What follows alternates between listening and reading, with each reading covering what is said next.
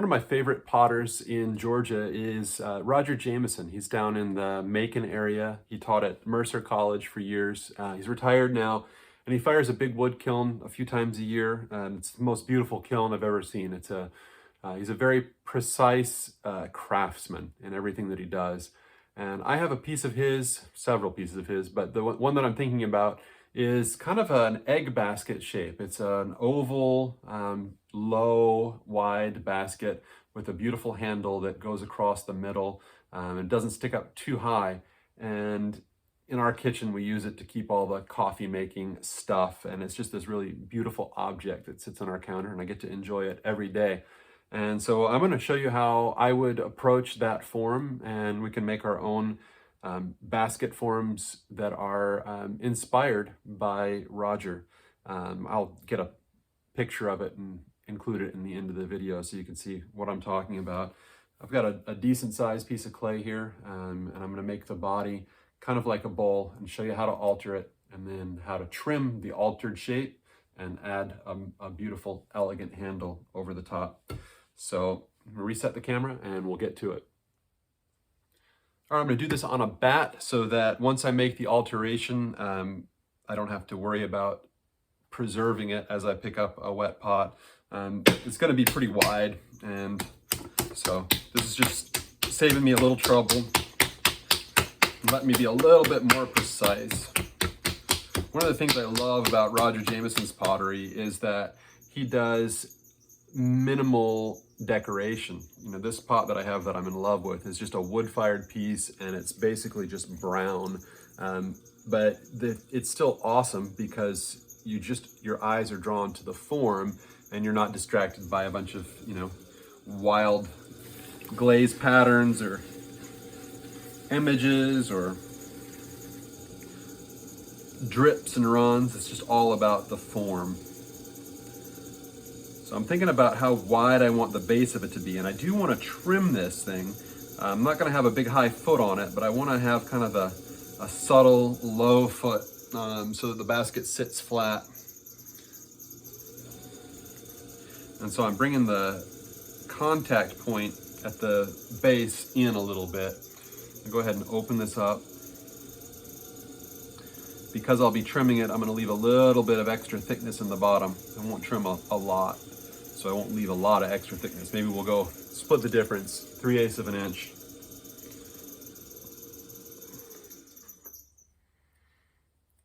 Actually, we'll check it. So there's 3/8 of an inch. I'd rather be lucky. And I'm going to pull this out kind of wide and low until I get to that point where it was attached to the wheel.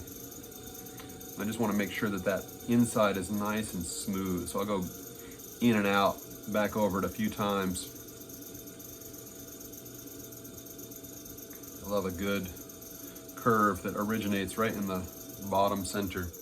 Now I'm going to pull it. Now, much easier to make a form get wider than a wide thing to come back in narrow. So I'll pull it a little bit more vertically than it's going to end up being. I'm gonna make sure that's nice and wet before I pull. And I'm gonna kind of grab a hold of that clay and draw it up and out, but we're up.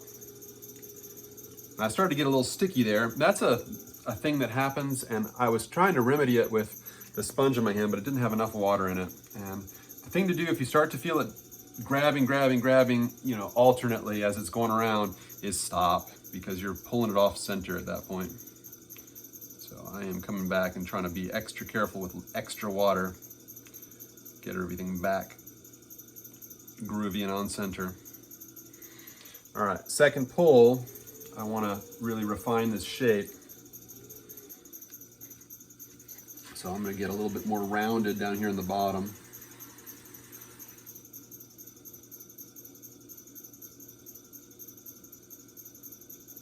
Excellent. And then I want to make kind of an interesting lip here. So I'm going to form that almost like a drinking lip. It's just going to be a nice looking edge for this basket form. All right. Now this is not a mug, so I'm not worried about making it really thin and lightweight. This is going to be a sort of a serving piece or a storage piece or more of an art piece. So if you're going to be altering something, you'll have a better result if there's a little bit of extra thickness in the wall, so that when you make the alteration, it'll hold it and not just flop back. A thin wall, you can certainly push it around, but it doesn't hold its shape or doesn't tend to form a fair curve. It just flops around randomly, and that is not the look I'm going for. If you ever heard of George Orr, the Mad Potter of Biloxi, he had a lot of crazy folded, semi-collapsed looking forms, and they're very collectible, but that's not what we're going for here. We're gonna make a beautiful fair curve from the floor up the side. Stop just below that rim with the inside rib and continue on with the outside rib. Give a little bit of kind of recurve at the top. That's perfect. That's what I was really going for. Okay, that recurve kind of gives it the feeling of a basket. It's got some containment,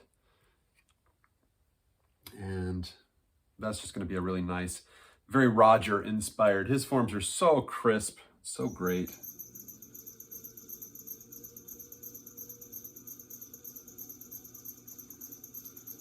That's what I suppose probably 40 or 50 years or maybe even more of experience does for you. It's just that no wasted anything. Just everything is crisp and beautiful. I love that.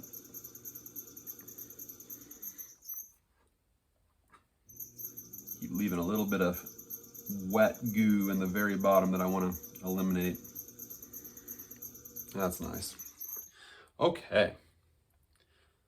I want to take my chamois leather and just slightly soften that top edge. I don't want to take the crispness away, but I don't want to leave anything sharp. So I'm going to rinse that out and give it a little once over.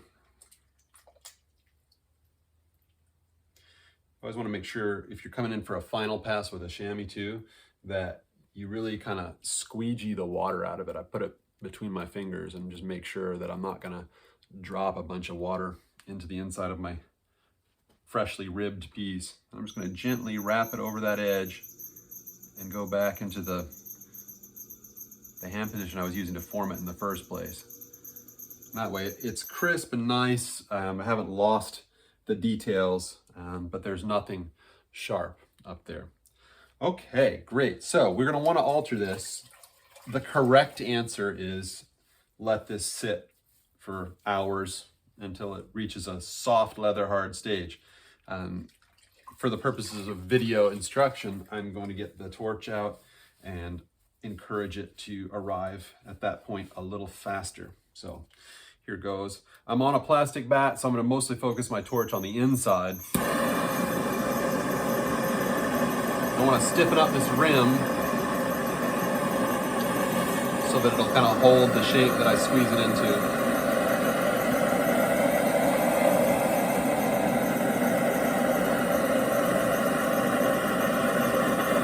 If you're on the inside of the pot, you can't damage the bat.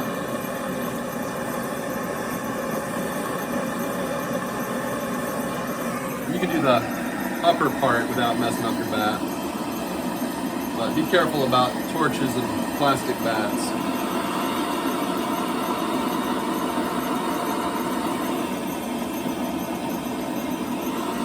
I need to get this outside a little bit because I'm going to be putting my hands on the outside to make the alteration.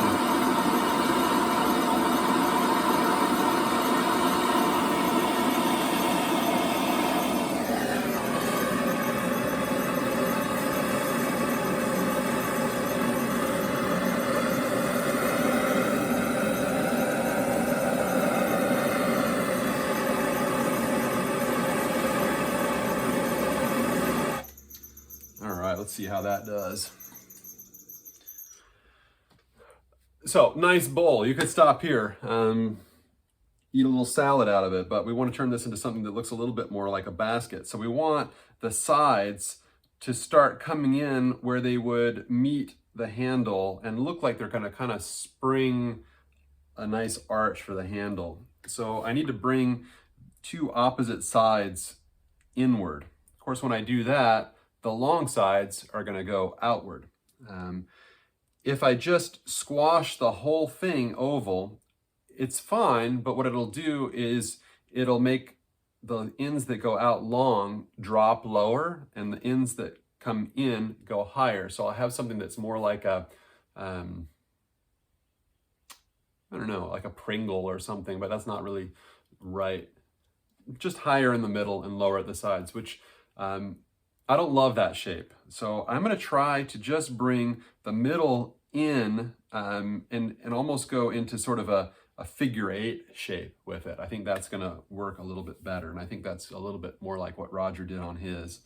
I definitely want it to come out some, but I don't want it to be like a big fan shape. So checking that. It's still a little bit sticky because it's just had some torching, but let's go ahead and make this alteration and we'll come back later and trim and put the handle on. So the alteration I'm gonna do is I'm just gonna press in with the long part of my finger and I'm gonna actually kind of use the heel of my hand and roll that inward. So that's that figure eight shape. And then I'll give it a little bit of extra squeeze for oval. That's a very different shape than I would do for like an oval serving bowl, but that gets the curve coming inward so that it makes sense for the handle to come across here pretty low. So I'm going to turn that for you so you can see what it looks like from different angles. And ideally what that's going to mean for my shape is that I've got 4 points that are going to be the highest points, and it'll be lower at the ends and lower in the middle where I've kind of rolled this in. Make it a little more extreme just for fun. And I'm going to turn it so I can see it from different angles. It's important to get an eyeball on this stuff and see what's happening from all different sides. I think at this point I do have 4 points that are highest, here, here, here, and here. A lower point here, and the ends are a little bit lower. And I think that's going to be nice for a little short handle that's real sculptural and stout across the middle. So we'll just let that sit and wait. I think I like it. It's hard to tell before you get the handle on. Try to make sure I'm kind of symmetrical without being too obsessive about it.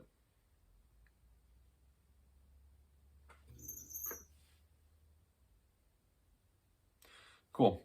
I'm gonna call that good. And we will come back when this gets a little stiffer and I'll show you how to trim this on a foam bat and make the handle for over the top. All right, the basket has arrived at a sort of soft leather hard stage. And so I'm gonna use a foam bat to flip it over and kind of cushion. It basically has 4 high points, 2 particularly low points and slightly lower points in the middle. So with those 4 points of contact, I'm expecting it to rest on the bat fairly stably. Need to get it centered. So I'm gonna use the finger judging method rather than trying to slap this one on center. And that's feeling pretty close to bang on. So I do want to take some little coils of clay and support underneath these low ends so that I don't get a rocking problem. So I'm taking them and I'm kind of pinching them into a wedge shape and shoving them up underneath the ends, kind of pushing them down into the foam and then letting them spring back up and support there. And I'm also going to make sure things hold still by putting my favorite little jar lid on top so I can apply a little bit of downward force to keep this thing stable as I trim. I'm not trying to go crazy. I really actually quite like the markings that I have on the outside. So I'm just going to trim a low foot here.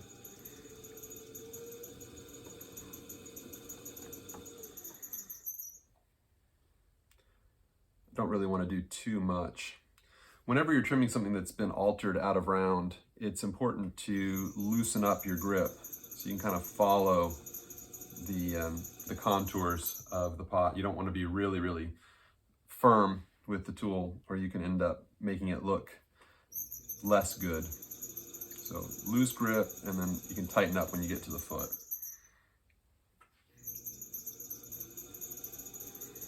So initially that tool was wandering all over the place, and that's good. You want it to follow the ins and outs and ups and downs of the original shaping from the alteration. Now I'm going to kind of clean up this outside edge of this foot.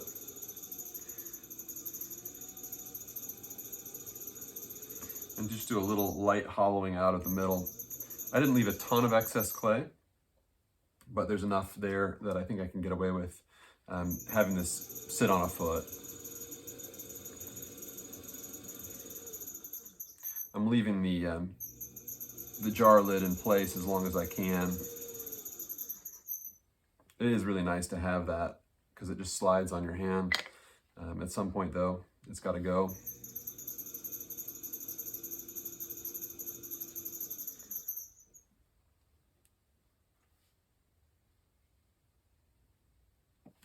Pretty important when you're trimming. This is definitely on the wet side, to sort of pick up the worms as you go. Otherwise they get run over and stuck back down and they can cause trouble. This piece is, remember, just sitting there on the wheel. There's no, nothing stuck to it. It's just resting on the foam. So it's pretty important to make sure you're not going to catch the tool and send it careening off into the splash pan. All right, it's starting to look like what I want. I did the tap test and it's getting a little thin. So I'm gonna cool it as soon as I get a pass that leaves a swirl that makes me happy. I'm a little bit obsessive about my my trimming swirls. I like them to be really, I don't know, I want them to look like they just happened really easily. And I think that one's good enough. All right, I'm going to trim the inside edge of the foot. And of course I tucked the tip of the tool down into where I was trimming and made an unattractive line, so that's going to have to come out. This is how people trim through the bottoms of their stuff, just farting around because, oh, this one more little thing will make it that much better.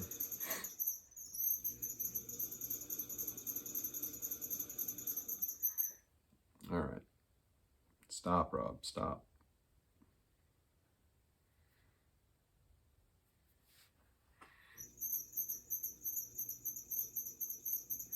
All right, that looks pretty good. I'm gonna take a little bevel off the outside of that foot, and I'll take a little bevel off the inside of the foot. This is in preparation for using my fingers to just burnish the corners a little bit. Got all the goobers off, and I'm just gonna round it. I don't wanna completely lose my wire texture, so I'm gonna stay off the center. Well, there's not much of it there, so I'm not gonna worry about it. I left kind of a heavy foot on this because this is gonna have the feeling of a fairly stable base. I don't want it to feel like it's delicate. I want it to look like it's pretty grounded. And then I'll be ready to flip it over. Looks like there's maybe a little piece of debris in the foot.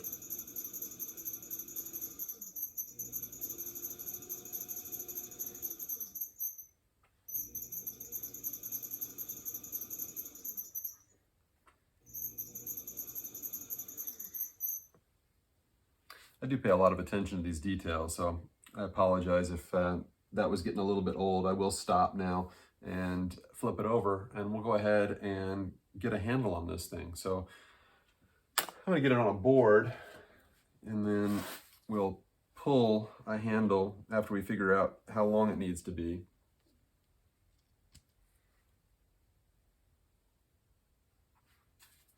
Get you up close to the camera. That's the trimmed shape there. And this thing will look a lot better once it has a handle across. Right now it looked kind of goofy, sort of peanut shaped and low on the sides, but I'm gonna have a handle that springs pretty low across the top here, and hopefully it's going to make the whole thing make a lot more sense. So we'll be back in a second to pull it and attach it. I've got about a ½ pound of clay here that I want to form into the handle, and I really want to think about how it's going to look proportionally if I make it one way or another way. And I am convinced that this handle needs to be pretty broad to kind of connect the two sides of the form and bring the whole thing together into a harmonious basket type pot. So I'm going to roll this a little bit in my hand and squeeze it, try to get it into the beginnings of a sort of a plug. Keep the ends thicker than the middle. I'm going to roll it a little bit on my board here. And it's going kind of flat, and I'm going to just let it do that because I'm going to be flattening it out anyway. So it's starting to look like what I want. It's just a big flat, almost looks like a big rib bone or something. And I'm going to get it even flatter still, like that. And I'm going to go ahead and pull it. So I'll bring a bucket up here onto my surface.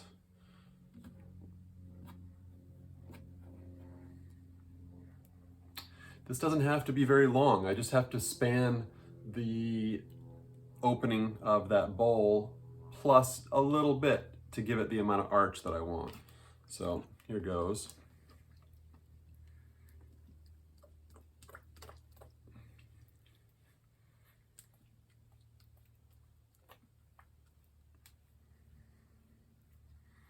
Nice and wide and flat and sturdy.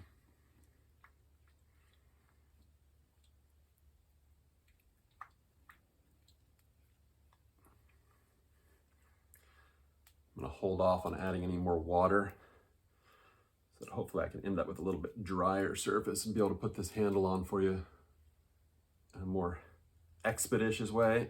Let's see. I think that is long enough. So I'm just going to lay this down on the board and clean my hands, and then grab my wire, and we're going to cut a pocket out of the end of the handle so that I've got something to kind of grab around the end of the basket form. So you can do that with a cheese wire. You can also do it with just your regular cutoff wire. I'm going to do this with the cutoff wire. So I'm going to cut inward until I get to the fattest point and then back out again. And then I'm going to turn the whole board around because that's easier than reversing the move, and do the same thing on the other end. Cutting in until I get to the widest point and then back out. All right, so that is the bow and handle. I'm going to grab the pot itself, and we're going to go ahead and prep that surface with a little slip and score, and I'll show you how to go ahead and stick this guy on there.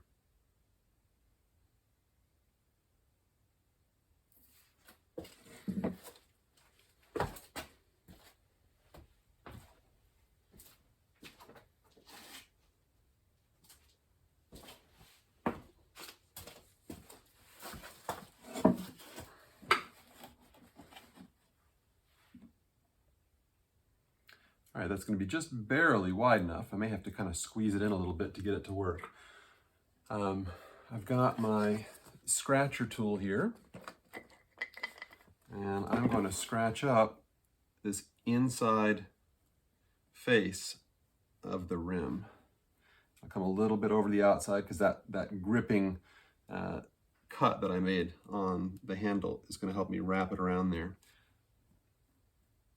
And I'll do the same exact thing on the opposite side.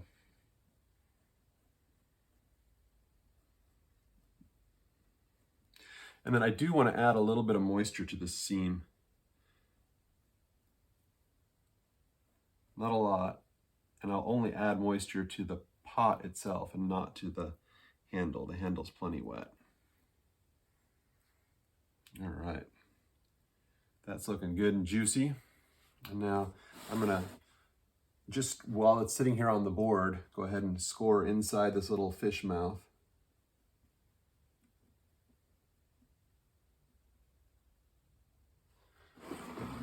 Get at the other side just by moving the board. You know, minimal handling is always a good guiding principle when you're dealing with attaching handles. You know, the less you mess with it, the better it's going to look. All right, now for the big moment. I can determine whether I've pulled this handle long enough. So I'm going to carefully pick it up. Hope it doesn't stick to this board. All right. And I want to attach it on one side first. Kind of make sure it's going across the middle. I just want to kind of pinch it closed over that rim. Then I'm going to bring it across. I've just barely got enough length that it's not going to fall. But I mean just barely. I may end up squeezing this in a little bit more. That's the joys of trimming at leather hard. You've got that opportunity to still move the clay a little bit. If I had waited till it had gotten on the stiffer end of leather hard, that wouldn't have been possible. Getting that sealed on there. Get this end sealed on there real good.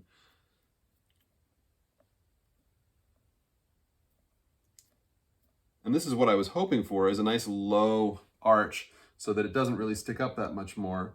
I may have taken that a little bit to an extreme, but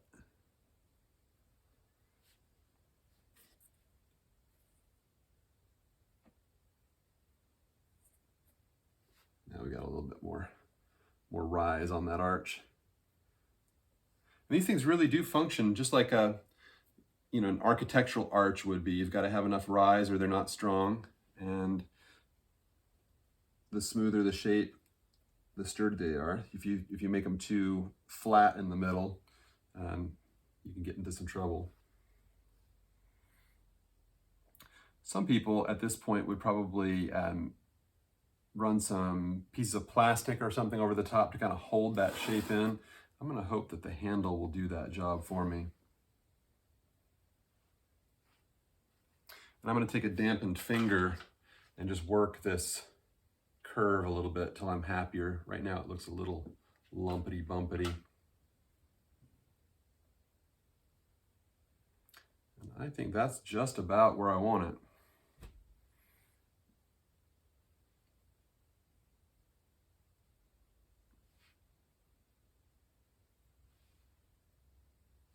And of course, I can let that set up a little bit, and that'll give it time to make it a little bit easier to manipulate later. The more you mess with something when it's fresh and wet, the more trouble you're going to get in. So I'll let it dry for a little while, and I'll show you from some different angles. And I'll probably come back and work on those little corners where I feel like there's maybe some gaps in the handle. And maybe I'll straighten it up a little bit. But that is the basic idea for this low basket. And you may be wondering, what's the point of these? I might have mentioned at the beginning of the video, I've got one that Roger Jamison made, and we've got like our AeroPress for our coffee on one side and like tea strainers on the other. And it's just kind of cool to have this beautiful object sitting there holding the things that we use every day. They're also great if you're ever having a kind of a buffet style dinner. You can put people's little rolls of silverware wrapped in napkins in here, and it just looks nice. I'm not gonna tell you that it's a practical object for going out in the garden and harvesting things, because it's going to be a little heavy and a little breakable. But as a sort of an art object inspired by a similar gathering basket, it's a pretty cool form. And I think you'll enjoy the process of making it, altering it, and then making this nice low arch handle. Thanks for your attention on this, and I hope you have a good success when you go to make this project for yourself. So here's the basket that actually inspired my project. This is one by Roger Jamison, and you can see it's got a really nice handle, and it's got a little trimmed foot, and and the same basic shape. And yes, all of our coffee kit in there. But it's nice. I love this wood-fired surface, and I love having this object just sitting on my counter inside. And I'm gonna get it back in before I get clay on it and make a mess. But there's Roger's original.